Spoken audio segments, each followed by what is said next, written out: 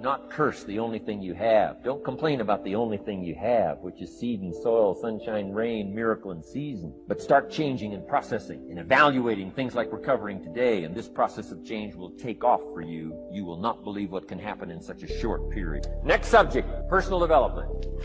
Some of the things Mr. Shoaff taught me starting at age 25, some things came quickly, some things came easily. Setting goals, that was easy. We're going to talk about that later on. But this one I had to struggle with, personal development. It was hard for me to give up my old blame list. It was so comfortable blaming the government and blaming my negative relatives and the company policy, unions, wage scale, economy, interest rates, prices and circumstances and all that. That was difficult for me to give up. That was quite a transition for me to make, and blaming myself. But Mr. Shoaff started out with something very, very important. Let me give that to you. He said, it's not what happened that determines the major part of your future. It's not what happens. What happens, happens to us all. He said, the key is what you do about it. It's not what happens, it's what you do about it. And he said, if you will start that process of change, do something different the next 90 days than you did the last 90 days, like picking up the books to read. Do something different, like the new health discipline, relationship with your family, whatever it is, doesn't matter how small it is. If you'll start doing different things with the same circumstances, since we cannot change the circumstance, but we can change ourselves. We can change what we do. And then he gave me another secret to success when he said, what you have at the moment, Mr. Rohn, you've attracted by the person you've become. What you have at the moment, you've attracted by the person you've become. Few little simple principles here. Once you understand these, it starts to explain so much. Now, sometimes it's a little tough to take, blaming yourself instead of the marketplace, taking responsibility instead of putting it off on someone else. That transition sometimes is a challenging mission. And this one was a little tough for me. He said, Mr. Rohn, you've got pennies in your pocket, you've got nothing in the bank, the creditors are calling, you're behind on your promises. And he says, here's how that occurs. You've attracted, up until now, you've attracted the things to you because of the person you've become. Now I said, well, how can I change all that? He said, very simple. If you will change, everything will change for you. You don't have to change what's outside. All you've got to change is what's inside. To have more, you simply have to become more. And then he said, don't wish it was easier. Wish you were better. Don't wish for less problems. Wish for more skills. Start working on yourself, making these personal changes. And he said, it'll all change for you. So let's talk a little bit about personal development. That extraordinary adventure I undertook starting at age 25. And I've never ceased that adventure. I'm still going for it. In the 90s, I want to get better and better. I want my craft to get better, my business operations to get better, the things I do to get better. Because once I picked up this simple formula, I'm telling you, it's easy to figure out where the problem is if you go to work on it. Now, let's talk about personal development. And in helping kids understand personal development, I always start with money. Now, money's not the only place to start. Money certainly isn't the only value, but we've all got to start somewhere. Money's something you can count, right? Kids are interested in money, okay? A lot of things are a little tougher to measure, but economics is pretty easy, right? Because you can count. Okay, somebody says, how are you doing? You say, I don't know. Let's count. Now, this is not the only count. I understand that. There's a lot of other things to count. But to see if there may be some errors in your judgment and lack of disciplines in your life, we might as well start with money, because it's so easy to count. So let's just start there and see whether or not maybe we have messed up. Okay. So here's how I explain it to kids. We get paid for bringing value to the marketplace. Key to understanding economics. We get paid for bringing value to the marketplace. Marketplace is also described as reality. Reality, the marketplace. Now, it takes time. It takes time to bring value to the marketplace, but we don't get paid for time. It's very important for kids to understand, as well as adults. We don't get paid for time. Mistakenly, the man says, well, I'm making about $20 for an hour. Not true. Not true. If that was true, you could just stay home, have them send your money. No, it's not true. You don't get paid for the hour. You get paid for the value you put in the time. So we don't get paid for time, we get paid for value. Now, since that's true, here's one of the key questions of the afternoon. Is it possible to become twice as valuable and make twice as much money in the same time? Is it possible to become 3 times as valuable as you now are and make 3 times as much money in the same time? Is that possible? Of course. If you want to really emphasize something, that's a good phrase. Of course. Of course. Now, all you have to do to earn more money in the same time is simply become more valuable. America's unique. It's a ladder to climb. Starts down here, what? About $4 an hour? Big argument last year in Congress about this starting place. Should be 5, should be 5, should be 5. Well, no, it doesn't need to be 5. Why not start with 4? It's a ladder. Right. This is not a bed. This is a ladder. It's a ladder to climb.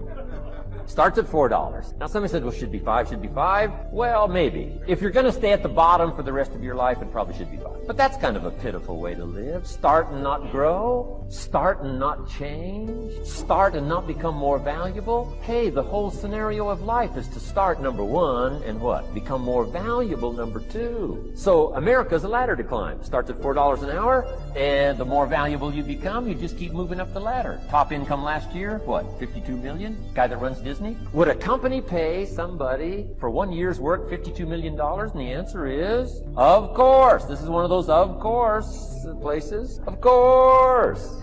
If you help a company make $1 billion, would they pay you $52 million? The answer is, of course. It's chicken feed. I mean, it's not much money. Now, why that much money? Because he has become so valuable.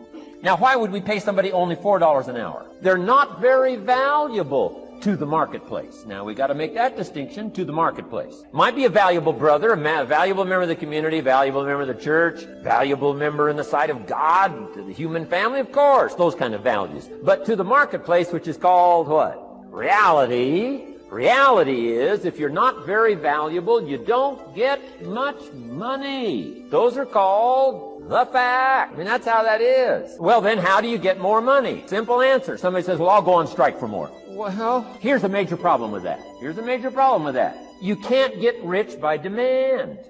See, once and for all, it's really interesting. Once and for all, you could find out what you're capable of. Once and for all, you could find out if you're capable of becoming this man or woman you always dreamed about. Once and for all, you could do this here. I hope right now you're kind of getting those feelings I described the other night, those butterflies, that hope, that fear, like, can I do it? Like that football Friday night feeling before a game, that anticipation. See, what you should feel right now is alive. I hope what WFG makes you feel is alive. See, because life's not worth living without some anticipation, the looking forward to the future, wondering whether you can do it. If WFG gives us anything in our lives, it's not only just hope, it's not only just opportunity, but it's anticipation of what the future could look like, or what our lives could look like, where our families could be someday. And we got some decisions to make this hour, and I want them to help you, help me make them. If you could ever go through this life without ever knowing what you were capable of, if you could walk through this time on earth, never going to the places you're supposed to go, never becoming the person you're supposed to be, never helping the people you were supposed to help, never taking your children around the world and seeing the places you're supposed to see. If you could never go through life without wondering and knowing that, you're in the right place with us. We are the greatest business opportunity in the world today. Amen? Is that right?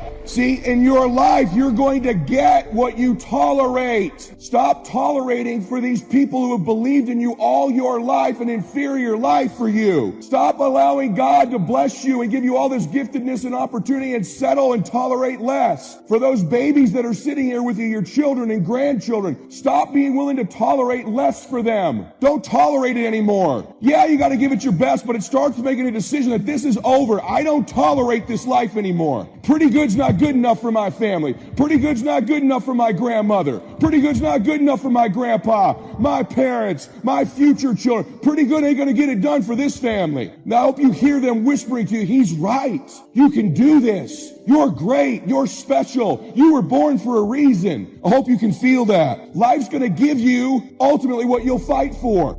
I'm supposed to talk, and I want to reiterate, though, I'm just a motivational speaker. That's what I am. You know, Bishop has inspired me, and it's really helped me understand my walk. You know, I'm nothing no more than you. You know, my job has been exceptional, though. I've been very blessed in that I've lived a life God has enabled me to pursue my passion and tied it to my gift. I'm gifted at comedy, and I've been able to pursue it. So I wake up every day, and for a living, I play music and tell jokes. How big of a blessing is that? But you know, people, they look at that, but see, you lose sight of the fact that I'm 54, though. And you don't know the fact that I've been doing this 27 years in order to get to the point where I can wake up and play music and tell jokes for a living. It's like my guest, Tim Gannon, who explained the fact that he wanted to play polo. He didn't buy a pony till he was 40. He saw the first race at 16, the first match at 16. He didn't get that till he was 40. But so people look at him as the owner of the Outback Steakhouse and they go, wow, but they have no idea the journey and the stress. And what I want to talk to you about is stress. What stress is, what it really is.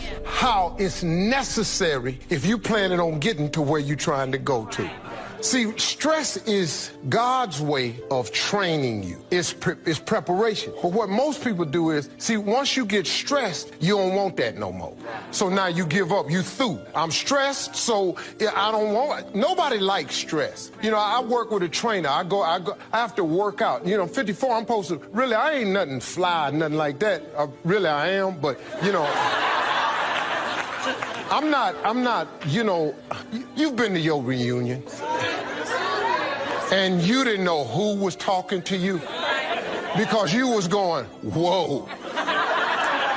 And then you go look in the mirror and go, okay, I need to check myself. Do I look that bad? Because some people just let themselves go.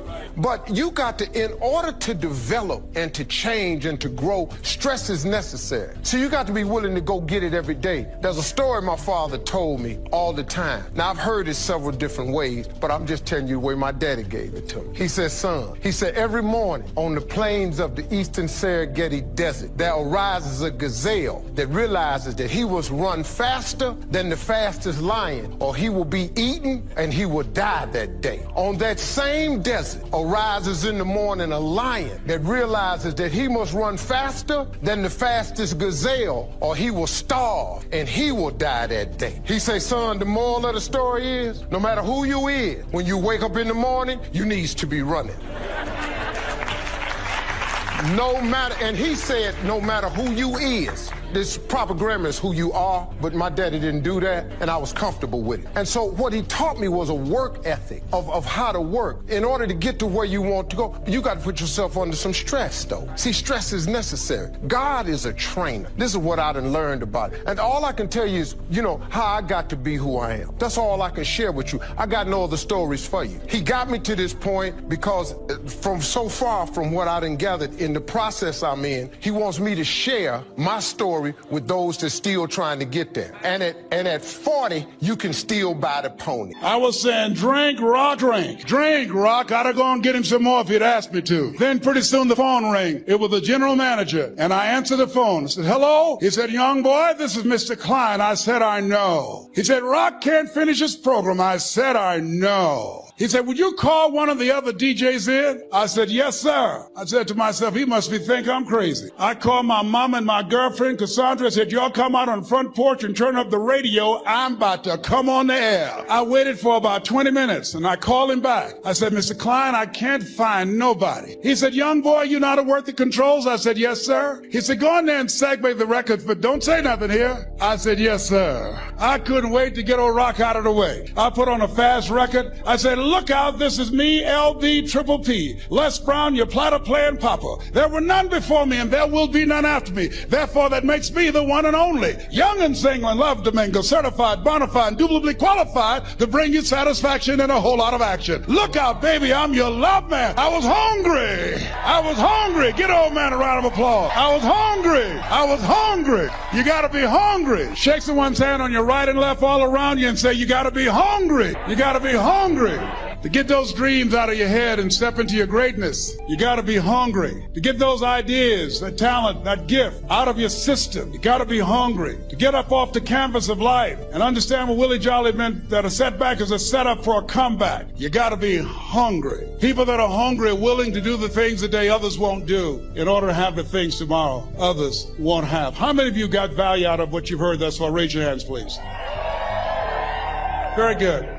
I'd like to leave this with you. I don't know what your goals are. I don't know what you want to do. Here's what I know about you. You have greatness within you. Here's what I know about you. I can help you to live full and to die empty. I can show you what I've learned. If anybody told me that I would be doing what I'm doing now, I leave here today, I go to New Orleans and speak there, then I'll be flown to Barcelona. If anybody told me, given my circumstances, born in an abandoned building on a poor section of Miami, Florida, called Liberty City, both my birth parents stood up and said, hello, hello, son, I would not know either one. Being labeled educable mentally retarded, put back from the 5th grade to the 4th grade, failed again when I was in the 8th grade, no college training. Anybody told me the principles that I would teach you, that they would have the impact that it has had on my life. This Les Brown that you see, I did not know he existed. And I tell you that you have greatness within you. You have the ability to do more than you can ever begin to imagine. Come into the room with me, and I guarantee you your life will never be the same again. I like to leave this with you. I don't know what your goals are. Mine is to find a cure to autism. Mine is to find a cure to breast cancer and to prostate cancer. Mine is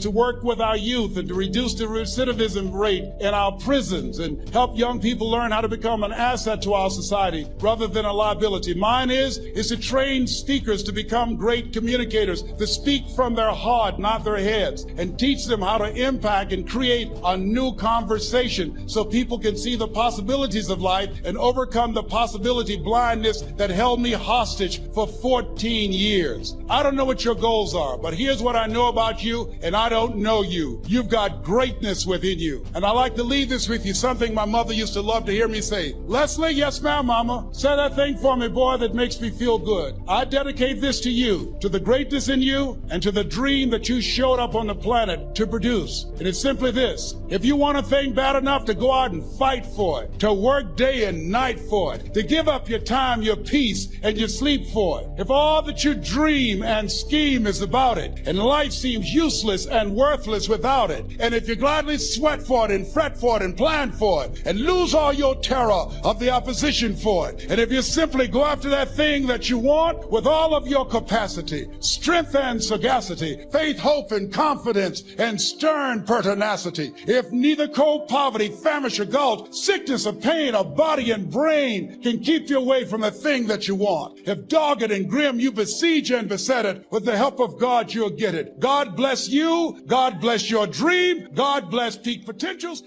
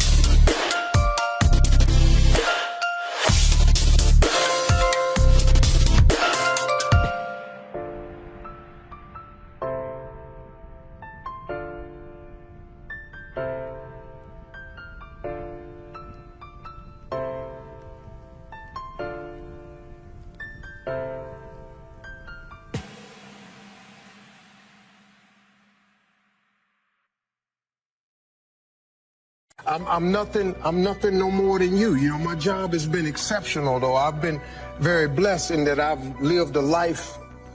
God has enabled me to pursue my passion and tied it to my gift.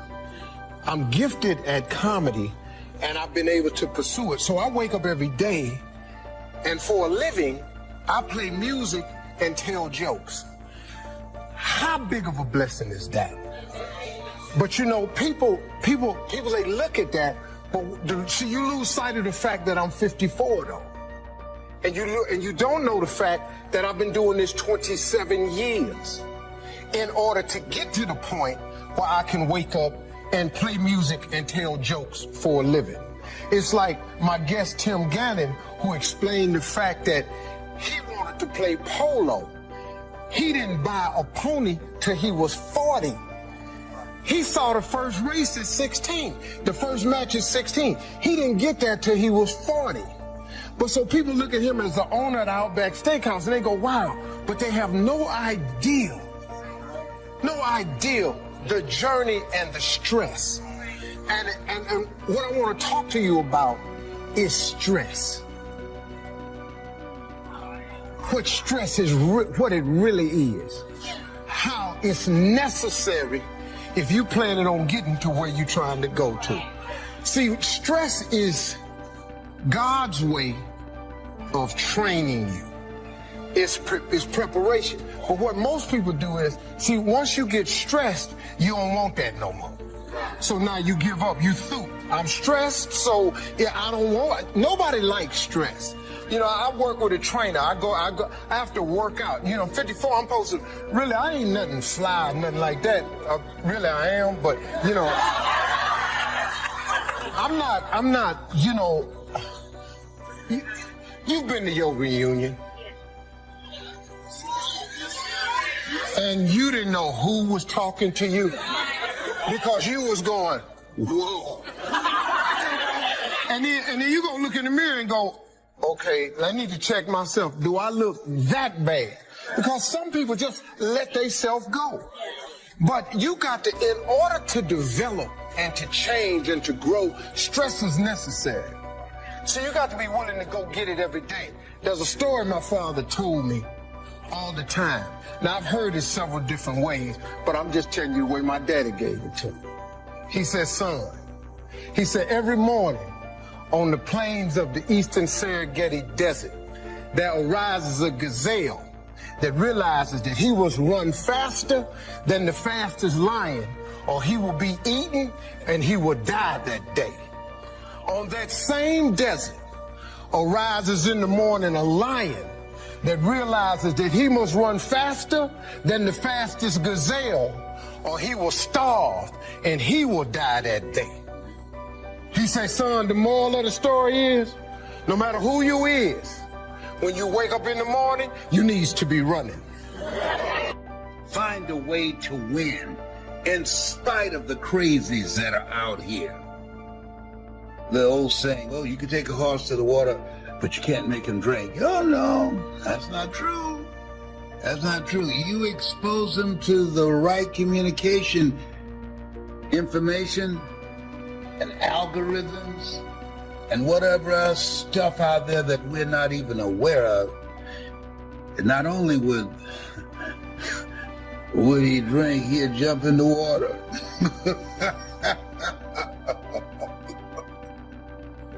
This is a different space. You have to protect your mind.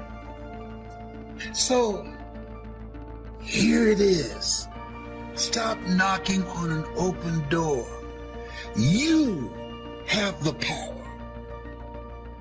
You, your voice, you, your experiences, you, your knowledge, you, the things that you have gone through. Some things happen to you and some things happen for you. You're a gold mine. Coming out of this place where we are will be millionaires, billionaires, and witnesses. And those of you that listen to me, you're going to be a millionaire or a billionaire, but you won't be a witness. You won't just be standing around saying, I wonder what happened. In order to get to where you want to go, you got to put yourself under some stress, though. See, stress is necessary. God is a trainer. This is what I done learned about it. And all I can tell you is, you know, how I got to be who I am. That's all I can share with you. I got no other stories for you. He got me to this point because from so far from what I done gathered in the process I'm in, he wants me to share my story with those that's still trying to get there. And at 40, you can still buy the pony. And by age 50, you can still have 5 world championships.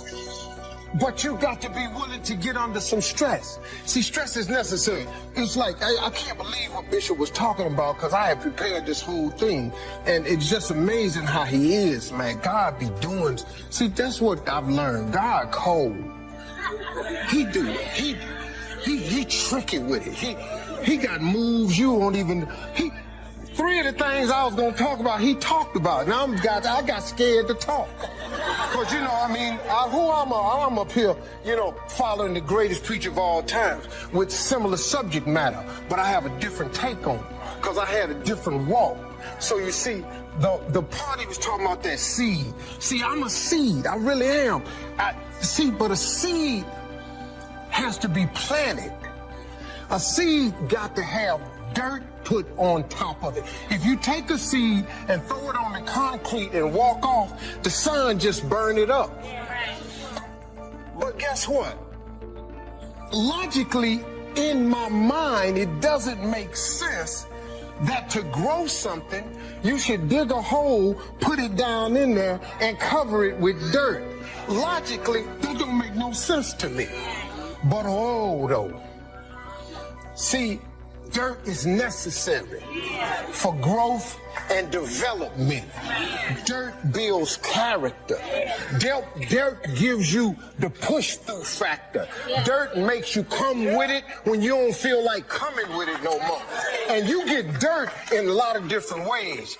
All of y'all that had dirt thrown on you. And dirt ain't always what you want. It's somebody talking about you down on your job. It's somebody accusing you of something that you didn't do. It's somebody telling you you ain't gonna make it. It's somebody sharing information about you that ain't true. Everybody get dirt put on. But see, when you're getting put under that stress, please know God is always working. Kirk Franklin's song, God is always working, so I smile. Because I know he back there. See, that dirt builds character in you. When they talking about you, it teaches you to withstand it. Then it gives you something to push through. So when you put the seed and you put the dirt on it, if you understand stress, stress really ain't just dirt. Stress, see, they don't call it dirt when they plant it. They call it soil. Because, see, soil has nutrients in it. What the nutrients, when people talking about you, dogging you, lying on you, backbiting, stealing from you, talking about you, they're actually putting nutrients in you. They're building character. You got character now. And now, the seed, if they put a camera under the ground, you'd have seen the seed sprout open and start coming through the dirt, because the dirt is necessary so you can prove yourself. You know, if you don't really want to be, everything you see above ground that blossoms and plants and grows and that's beautiful, it was underground one time. All them potatoes, collard greens, they was underground one time. Them apple trees, they was underground one time. So they had to prove themselves. See, you want to be successful, well, then you got to prove yourself. You got to push through the dirt. You got to come up through here. You got to come out. Then you sprout, and then Bishop say, then you become a tree. Next thing you know, you got fruit. So when you under stress, take the stress for what it is. Don't get fooled. Don't just think, I don't know, man, Lord must not mean for it to be. What you tripping for? What you talking about? How you think you're going to be a plant, a tree, a flower, a bush, and ain't no stress? How you going to get to be that without no dirt? Didn't they do Jesus? How you figure you're supposed to get up out of here? He was pretty perfect. We ain't even perfect. See, I expect dirt now. I expect people to talk about me. Matter of fact, I look forward to it now. Do your thing, because if I can weather what happened to me and my family earlier, you can bring whatever you got now. There's some more stuff going around now that's about to happen. Bring it. Because now I have developed a character that is stress. I want to read something to you called The Builder that kind of touched me. Because when you start looking at giving your best at all times, that's not easy. But when you are committing yourself to doing something, those are the standards that you set for yourself, because that's who you are. If you're working on a job where you're miserable, they're not paying you what you're worth. You don't like the work, you don't like the people, and you're dissatisfied. If you have decided to continue to take a paycheck, you owe it to yourself to give it your best effort. If you get in the habit of being mediocre or doing just enough to get by, you're not hurting anybody but you. You're cheating you. The Builder. There was a man who was an efficient builder. He had worked for years in a large company and had reached the age of retirement. His employer asked him to build one more house. It was to be his last commission. The builder took the job, but his heart was not involved. He used inferior materials. Timber was poor, and he failed to see the many things that should have been clear to him had he shown even his normal interest in his work. When the house was eventually finished, his employer came to him and said, "The house is yours. Here's the key. It's a present from me." The builder immediately regretted that he had not used the best materials and engaged the most capable workers. If only he had known that the house was for him. Whoa. If he had made a commitment with his life, with his craft, that I'm going to give my best at all times, even if this is my last job, I'm going to give it my best shot because that expresses who I am, he would have been more appreciative of that gift. Would you imagine that? I think that makes a very good point. I want to talk to you today about staying committed. We all have opportunities to give up on what we're believing for, walk away from an uncomfortable situation, slack off, not be our best. But if you're going to reach your highest potential, you have to stay committed. You can't be moved by what's not working out, give up on a child because he's not doing what he should, slack off at work because you're not being treated right. You have to have a made-up mind that you are in it for the long haul. It may be difficult. You have a good reason to walk away. Don't take the easy way out. Stay committed to your marriage. Stay committed to raising those children. Stay committed to your friends. They may make mistakes. Give them some grace. Don't be a fair-weathered friend. Be committed in the good times, in the tough times. Stay committed to your dreams. Don't give up on the promises God put in your heart. It may be taking longer than you thought, but God is still on the throne. He's a faithful God. He's already set the time to bring it to pass. Stay committed to your church. Stay committed to your job. Be a loyal person, somebody they can count on day in and day out. You're not always going to feel like it. There will be good days and tough days. Times when it's exciting, times when you feel like giving up. That's when you have to dig your heels in and say, I'm going to do the right thing when it's hard. I'm committed to this marriage. I'm going to love you even though you don't deserve it. I'm committed to this job. I'm going to be my best even though my supervisor isn't treating me right. I'm committed to my dreams. I'm not going to give up because I don't see anything happening. I'm going to keep believing, expecting, thanking God. I know it's on the way. God rewards consistent, faithful, committed people. No, stop looking to people and start looking to God. He not only controls your destiny, He controls the whole universe. He determines how high you're going to go. No person, no supervisor, no company can stand against God. He knows what's happening. He sees what's unfair. When you stay committed to your job, when you keep being your best day in and day out, despite who doesn't like you, God will make it up to you. God is your source. He has the final say. Well, Joel, it's difficult to stay committed to my job, committed to my marriage, committed to this dream. Nothing's going my way. If it was easy, everyone would do it. God chose you because He knew you can handle it. You have the courage, the strength, the talent, the anointing. You're not weak. You're not lacking. You are full of can-do power. You didn't come this far to stop now. The people that see dreams come to pass are the people that stay committed. I've heard it said, on the road to your destiny, halfway through, every person will be tempted to give up. Some turn around and go back. The others stay committed and keep moving forward. What's interesting is both people travel the same distance. One goes halfway back to where they started. The other goes halfway ahead and reach their goal. Committed people outlast the difficulty. Committed people stick with the relationship even though they have a right to walk away. Committed people go the extra mile and do more than they have to. Is there an area you've been tempted to give up in? Or just slack off, not be your best? God is saying, stay committed, stay faithful, stay loyal. Committed people reach the fullness of their destinies.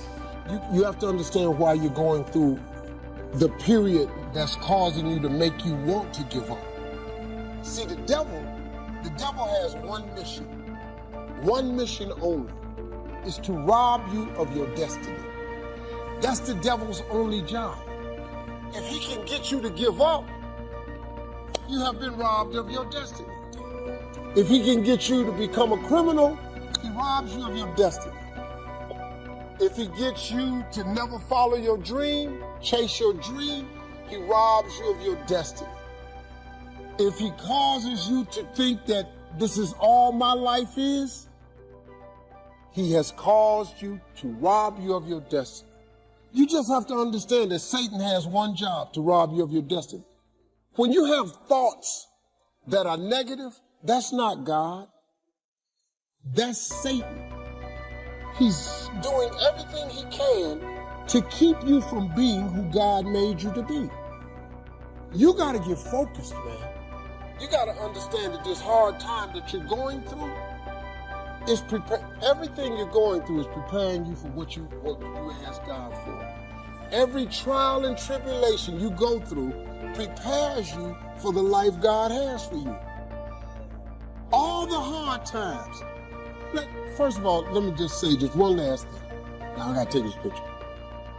You cannot name one single thing that God has not brought you through. If he hasn't brought you through it, he's currently pulling you through it right now. There are those of you who are still immature. When your excitement is up, your effort is up. Yeah. When your excitement is up, your effort is up. Yeah. But when your excitement goes down, your effort goes down. And what I want to teach you, and I told you on the mixtape, get over your feelings, right? We're not dealing with feelings because feelings go up and down. Feelings are like the weather in Michigan, baby. You can get 4 seasons in one day if you ain't careful. Yep, absolutely. And for some of you, you're too seasonal. You're too seasonal. When you're excited, man, you come into work, you were blessed. The first week, the first month, the first 3 months when you got that job, you were excited, and so you was more active. You were there on time. You was leaving late. You was doing everything they told you. Not you got comfortable, and you're not excited no more. And guess what happened? Your effort is going down. And that's why I'm saying let's get off of excitement and let's get to commitment. And commitment said, I don't care how I feel.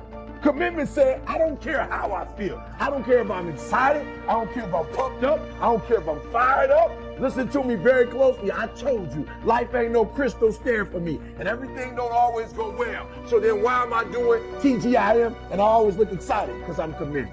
Somebody gonna have the nerve to say to me, E.T., E.T., you charging now? You charging for the content? You're not doing TGIM no more? Listen to me.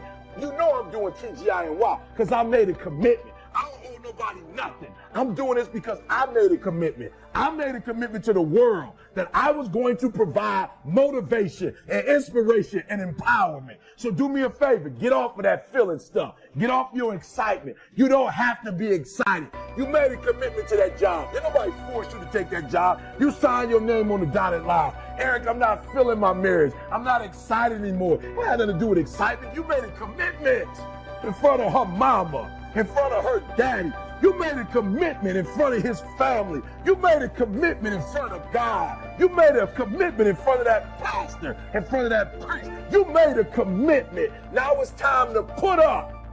Yeah, that's right. Put up. We ain't saying put up and shut up. It's time to put up because you made the commitment. So I need you to do me a favor. If you find yourself going up and down with your effort, and remember, some days, 70, oh, you were so pumped when you got accepted into that university. You put the acceptance letter on. You had the sweater on. You went to school the first 2 weeks. You pumped up. You excited. Now that class can punch you in your mouth. Yup. Now that freedom of being in school, like you can't handle the freedom right now. And you've lost your excitement now, right? Right now, you missing home. You homesick now. You ain't feeling the food. You done got sick. Listen to me very closely. The excitement is gone, but the commitment is still there. Your mama paying $25,000. Your daddy paying $35,000 for you to go to school. This ain't about excitement.